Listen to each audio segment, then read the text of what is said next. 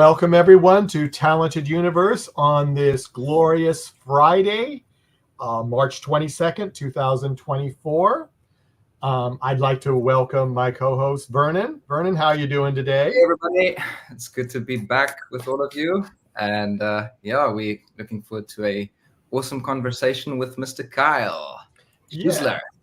Yeah. Oh, good. You said it. I don't have to now. Yeah. First time? I got it first time. Yeah, that's right. And so that is great. And we would like to welcome Kyle. We're glad he could come. He's on this season 25 of The Voice. Thank you guys for having me. Yeah, I'm super excited to be here. Yeah, we're happy to have you, Kyle. We have Arc54 in the chat room saying good morning, afternoon. She is in Northern California. See, some of the people are regulars. I know where they're from, so that's kind of cool. So awesome. She's a big supporter of the network and actually co-hosts some of our review shows. So it's kind of cool. Nice. Kyle, what made you decide to try out for The Voice? You know, it was funny. I've always seen it growing up as a kid.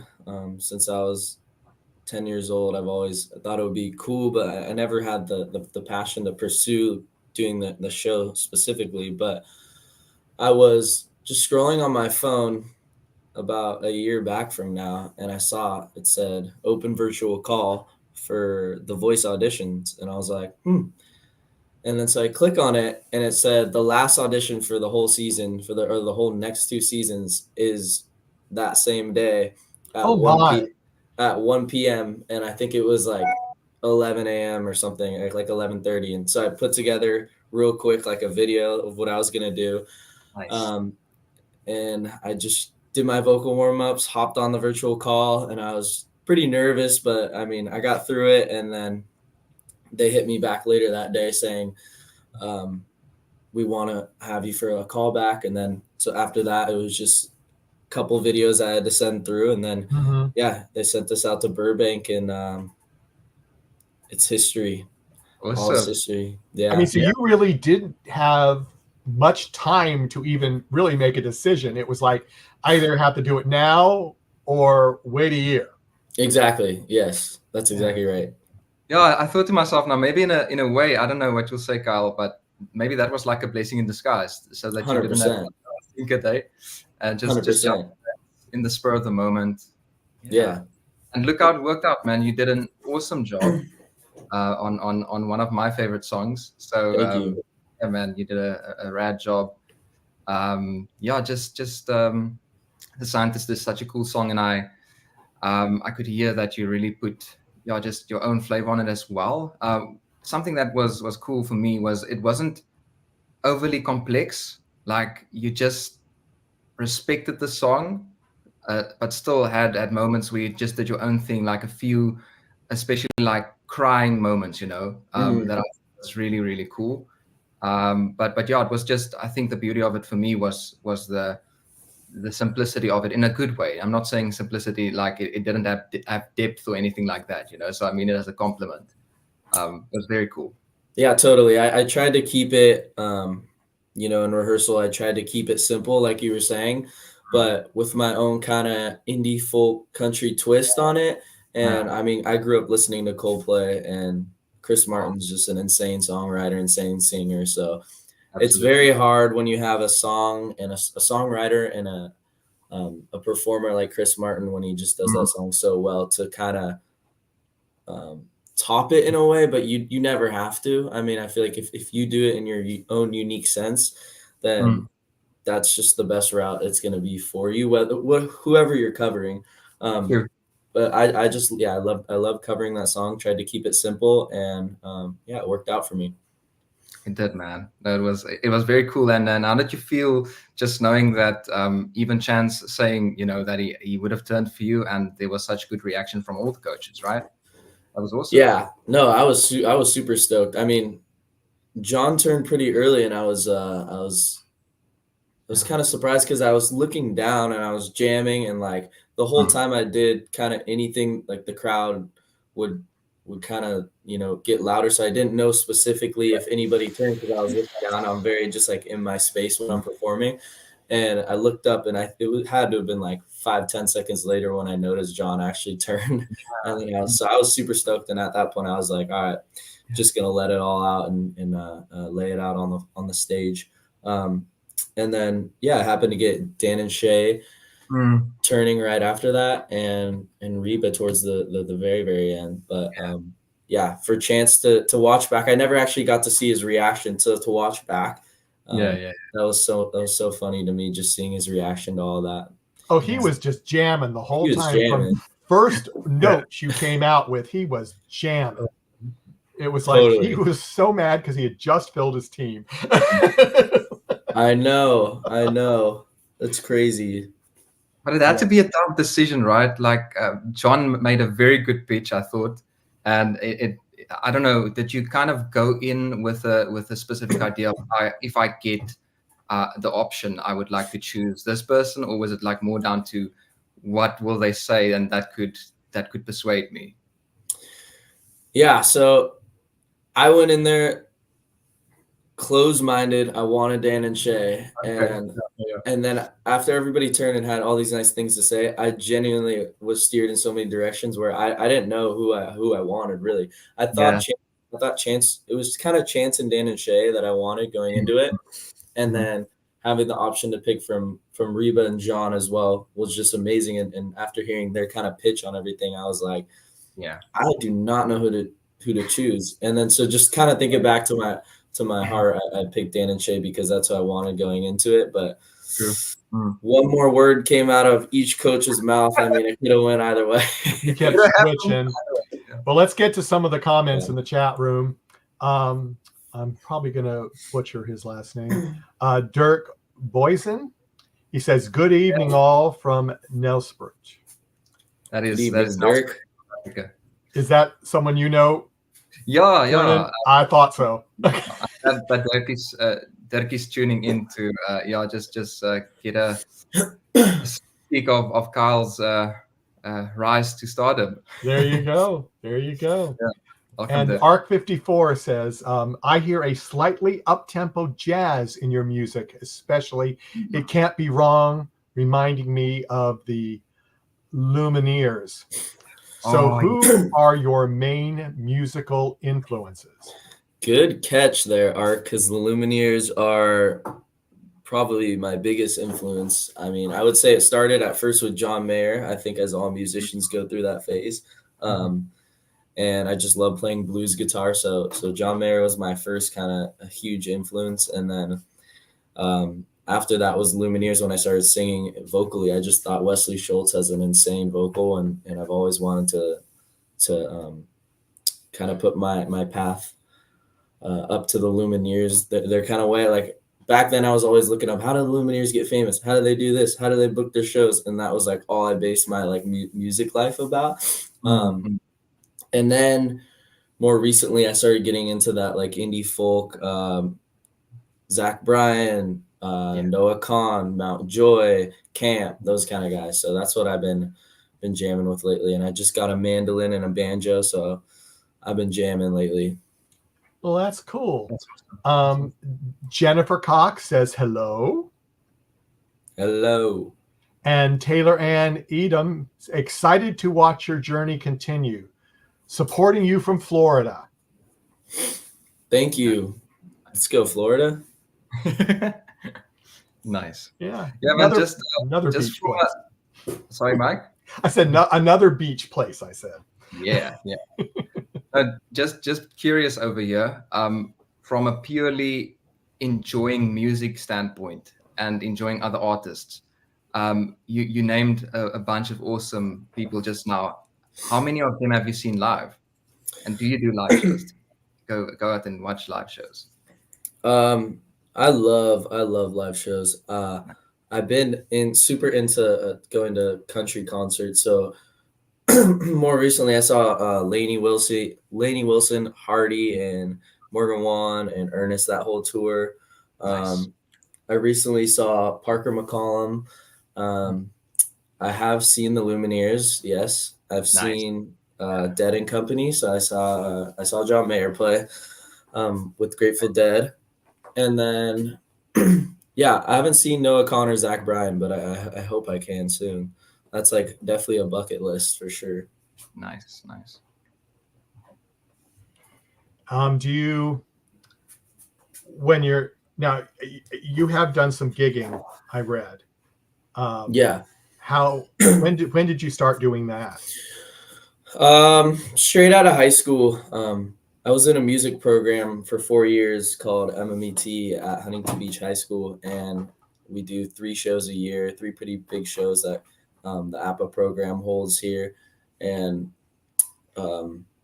yeah, that was a great experience to go through that because you're playing in front of a lot of people, and that was kind of my first initial taste of a live performance, was doing those kind of shows.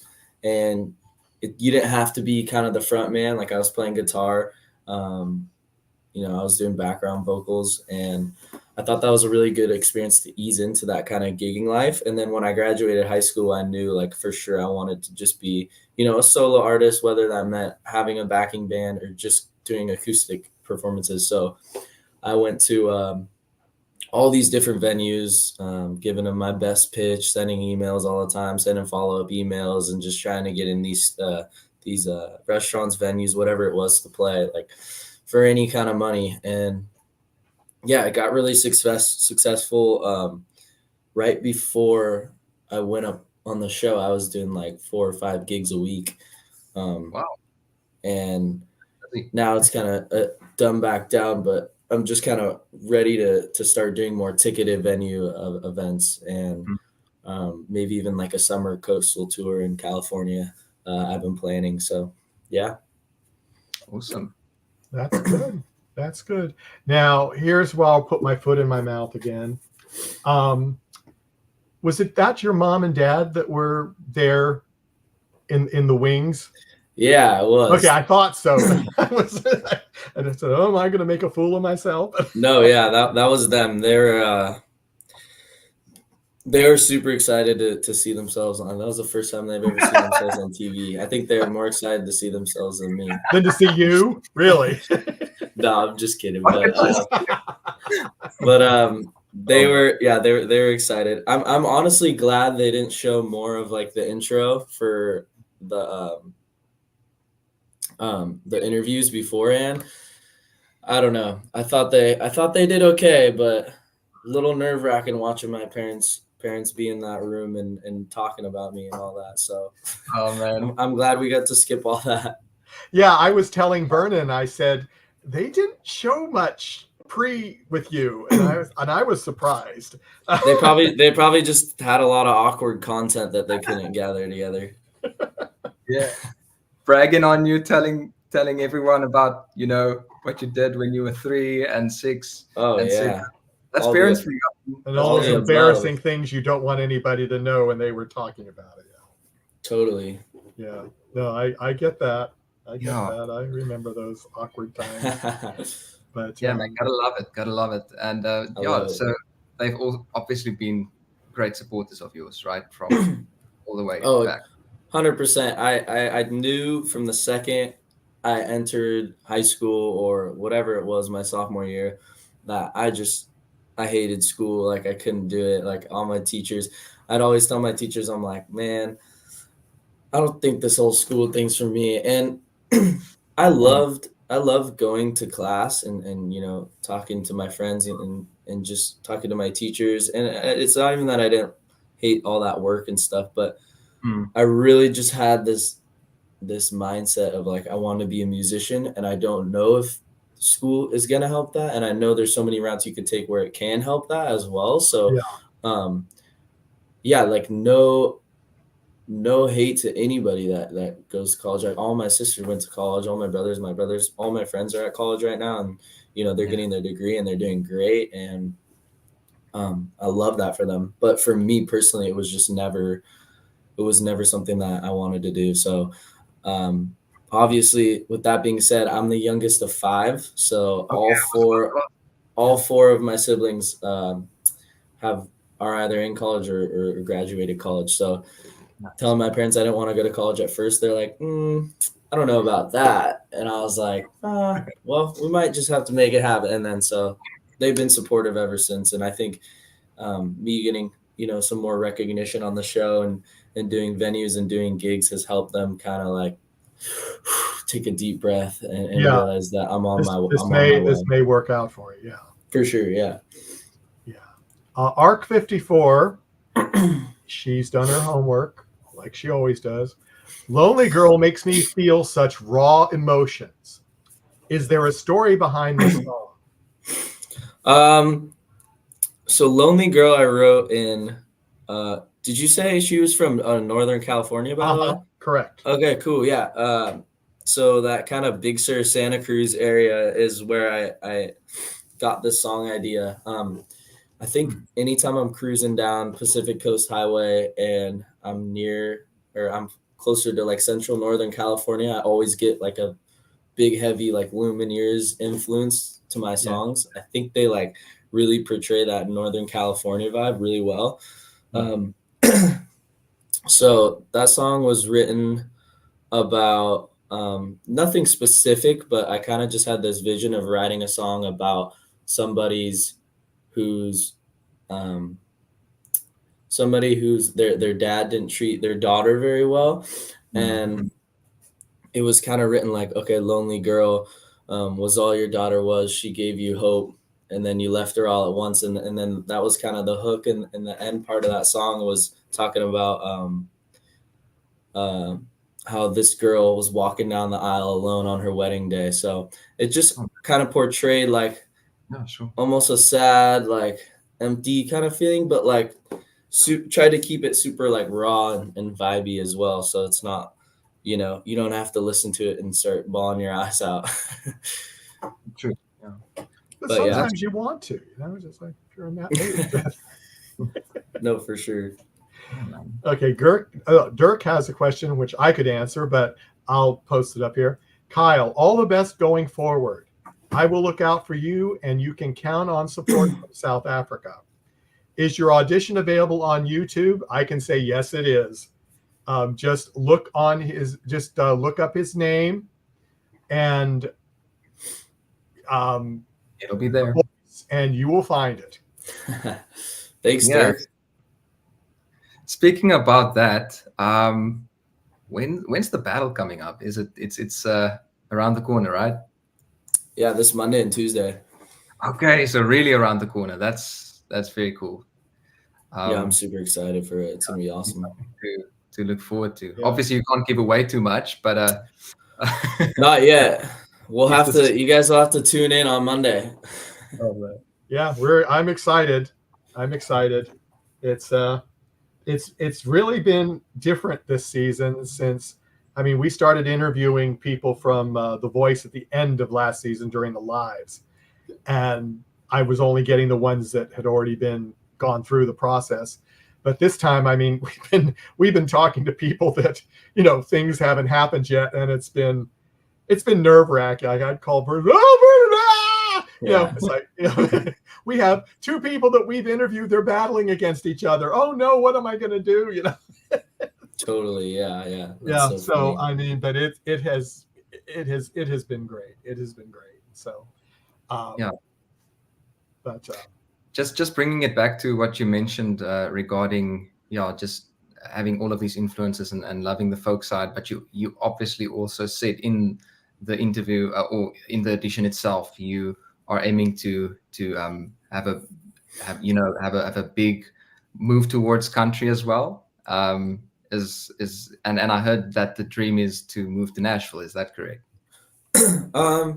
Yeah, I think at first, I've definitely got a big taste in Nashville, working with like a bunch of songwriters over there, and producers. And I came to realization like Nashville is a super awesome place, and like for sure if music takes off and like that's what I'm doing, I'd love to live out there in Nashville. But I think to start up my career, it's not going to be 100% necessary to move to Nashville just because of so many things that I have going on here already. But I love the country vibe. I love the people. Yeah, and I love that you could just walk down at 6 a.m. in the morning and hear awesome live music, and it's crazy down there. But yeah, I think So the goal eventually one day is to settle down in Nashville. But for now, I think I'm just gonna continue kicking it here in sunny and 70 Huntington Beach, California. yeah, but by Yeah. no means a compromise. By no means. For sure, yeah. Man. Do you have any other interests, hobbies when you're not singing or surfing? Yeah. Um, I've always loved art. I've always loved painting, drawing.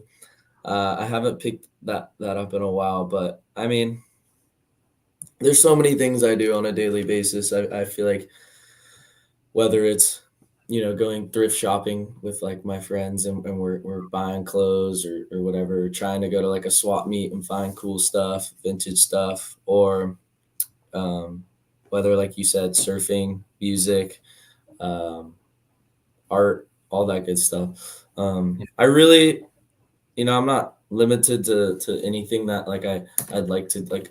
I always like to dabble in kind of anything I can. So, um, yeah, whatever it is, if my friends are lifting at the gym, I'm gonna go lift at the gym with them. So it's like, yeah, I'm just trying to I'm just trying to fill my days up and never be bored. Yeah, live a full life, right? For Awesome. sure, yeah. That's great. And the surfing, is that like an activity that you and the fam have always enjoyed together? Do they surf with you? Oh yeah, 100%. My dad's been surfing since he was like 16 years old.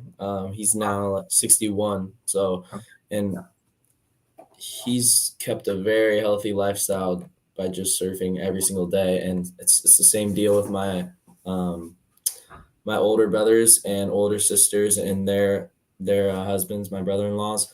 They're super into surfing. So every Father's Day we do a every Father's Day we do a get together down at the beach straight out of my house, and um, yeah, Nice. we all surf together. It's a good time. Awesome. Arc 54 has one last weird question for you. If you haven't yet, have you and Cody, because I believe that's your brother, sorry if I'm wrong, thought of doing a collaboration of harmonica and guitar? And she says, P.S. Snowy Summer is amazing. And I would agree with that. I listened to Snowy Summer earlier today, and I enjoyed that too. Thank you. Yeah, that was yeah, Snowy Summer was a song that we had I'd written with a girl named Kaylee and Lowe and Lauren McLam in Nashville. And that came together really well. And that song does have harmonica on it. I actually was the one who played harmonica on that song, but my brother's a great harmonica player. Anytime we're around the campfire, he's always jamming with it, and I'm jamming on my guitar. So Nice. you could definitely maybe see a collaboration from his harmonica standpoint and me on guitar. Yeah, for sure. In the Nice. future. Cool. Yeah. Are you into any sports or just the surfing and what you also said? Yeah, I grew up playing soccer, Mhm. football, basketball, but surfing was always something I wanted to do. I actually started homeschooling in 7th grade to try to pursue surfing as a career. And then 8th grade, I was doing the same thing. And then I got to high school and just found my passion for music and wanted to kind of dive into that whole thing. But yeah, I think a surfing now is just a great hobby to go out there, get your mind off things and just have a fun time with your Just to friends. chill. Exactly. Yeah. And maybe get some inspiration for some songs about surfing. Exactly. It's happened before. It has. Other groups, yeah. Yeah, totally. Made their career. During a surf session. Mhm. Hey, yo. Absolutely. Awesome. So when you're kind of quiet moments, Mhm. what music do you listen to mostly? You've said who are your influences, but what music kind of centers you? I'd say the music that centers me most is I have like a Christian worship playlist that I'm always jamming to. That keeps me centered. That keeps me going throughout my day. So some people that I can list through there is like David Crowder Band, Corey Osbury, 10th Avenue North. Those guys are super super sick. Corey Osbury has that kind of country Christian folky tone to his voice and his music, and guy's insane. Always keeps me centered. Always keeps me dialed throughout my day. So. Yeah, I love that. And then, like I said, Noah Kahn, that indie folk Lumineers kind of radio type vibe. Mhm. Awesome. And here's one that I think is always a nice one for me personally to know, because it's a tough one. But out of all the amazing music that we've had in the last 100 years, which would you say is your favorite decade of music? Just I know it's a tough one, and some may compete with each other and might be a close call. But what would you say? Yeah. I gotta give it to 70s Eric Clapton. That's what I just grew up listening to, like that Eric Clapton, Stevie Ray Vaughan, Hendrix vibe, and that can obviously go towards the 60s and the 80s, but I would say that 70s is like a sweet spot for sure. I think so. Like it would also be a toss up between 80s and 70s for me. But you make a good case. You make a good case. Okay. Cool, man. Yeah. Red Solo Cup says, big fan. I hear a lot of Ko Wetzel in your voice. How big of an influence has he been on your music? It's funny. I have no concerts I'm going to lined up except for a Ko Wetzel concert in May. So. Oh, really? Yeah, I love Ko Wetzel. He's super awesome. Nice. Yeah, I mean, I wouldn't say a giant influence, but I just love his music, and I think any musician can say the people they listen to, there's just at least 1% or a piece of that you're taking from every time you write. Like you can be jamming a pop song for a month straight, and you could be a country singer, and you'll take a piece of that song if you start writing after you've listened to a pop song for that long. And True. I think that's the cool thing about music for sure, is that you can just explore all these different genres. And nowadays there's so much genre bending where it's like, you don't have to do it a certain way. Like Noah Kahn didn't do it a certain way. Zach Bryan didn't do it a certain way. They had their influence. Like Zach Bryan, you see him go to these Tyler Childers concerts. He loves Tyler Childers. He loves these folk musicians, these country musicians, but he made it his own. And I think that's super important in the industry these days. Absolutely. That's like what gets the blend of all those different influences together and makes it something completely different and new and interesting. Totally. Yeah, man. So yeah, I know we've spoken about music being, that's the A game. That's like the main goal, the end goal.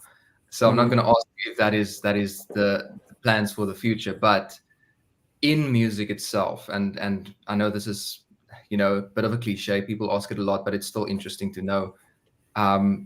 Life might take us just about anywhere, but what would you like to see your life transpire into in the next 5 years?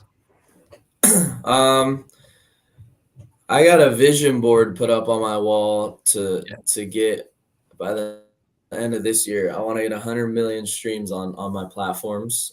So I'm setting big goals, but hey, you can always fall short, but I might not. Yeah. So, but exactly. Yeah, for sure. I just want to gain a big audience, and not necessarily because I want any certain kind of fame. It's just I like the music that I write, and I want other people to hear it, and I want other people to feel something from that. So the bigger audience I think I can get is just going to go further and further. Agreed. And I think, I mean, it almost makes me jealous in a way when I see like my favorite musicians on stage, like performing and like selling out like Crypto Arena or Staples or whatever, whatever it is. Yeah. And that's always just pushed me to like, okay, this is my vision, is like playing for 20,000 people, 40,000 people, and whether that means going on this summer tour this summer and playing for 200 or 100 or 50 or 20, I don't really care. It's just, Yeah. I just want to build up that audience and just have a fun time playing. Yeah.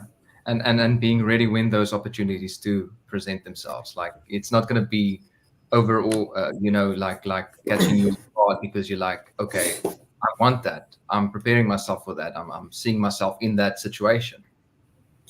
For sure. I think somebody who's a very successful friend of mine, he mentioned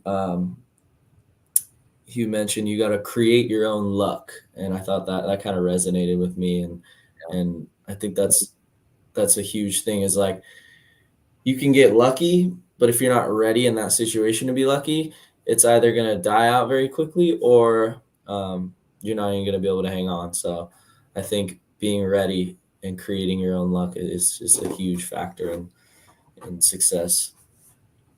Awesome. True. Yeah.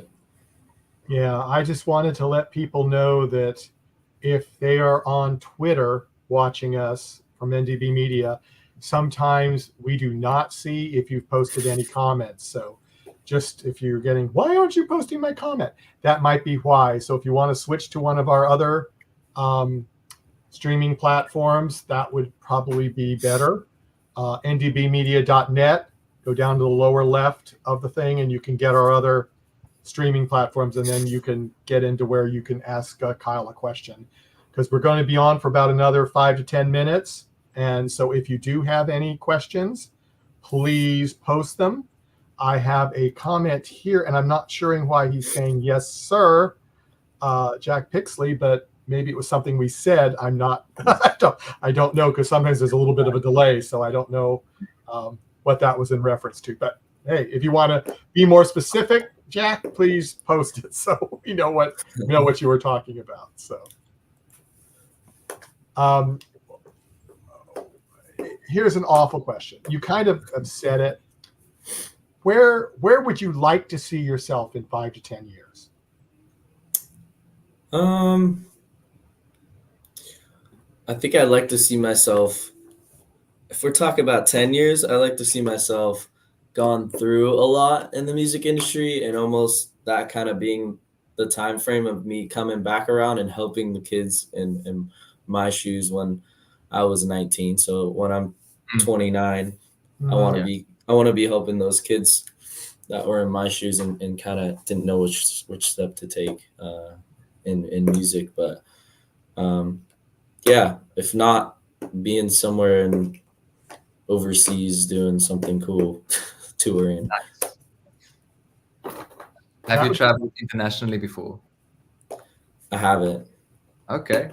Yeah, that's a cool goal for your 20s, man. For sure, 100%. A lot of good places. I know. Oh yeah, get the passport. I'm still delaying mine. Yeah. But anybody else have any questions in the chat room? Please post them now, because as I said, we're going to be winding down in a few minutes. Kyle, is there anything, like, do you have any gigs coming up soon that you'd like to tell people about? Or yeah, for sure. I'm playing May 18th. I'm playing Sea Legs on the Beach in Huntington Beach over by Bolsa Chica. So if you guys want to cruise down through, I'm not specific on the actual time yet, but I'll keep it posted on my story. So if you guys want to cruise through on my Instagram and check out my story, I'll keep you guys posted with all that. Cool. That's great. Arc 54's final comment, if I can, did not want to come up. You definitely have a new fan. Thank you for doing this interview. Thank you, Arc. I appreciate you. Yeah, this was a great time on this interview, so thank you guys as well. Well, thank you for coming. Vernon, do you have any closing remarks or question? Or are you okay? No, I'm just excited for the rest of your journey, man, and we're looking forward to the battles coming up in a few days' time. So we'll be Here's No, one last thing. Do you have a release date for a new song yet, or? I have a ton of new material, new music, new projects coming out, but nothing I Nothing have a date definite yet. for. Yeah, but I'll like I said, I keep it posted on my Instagram. So Yeah, everyone get friend him on Instagram, and then I'll just post this. sweet. yeah, dude. No, we just wishing you all of the best, man, and thanks for yeah, coming to chat with us and everyone in the chat room. Yeah, just keep on doing the good stuff.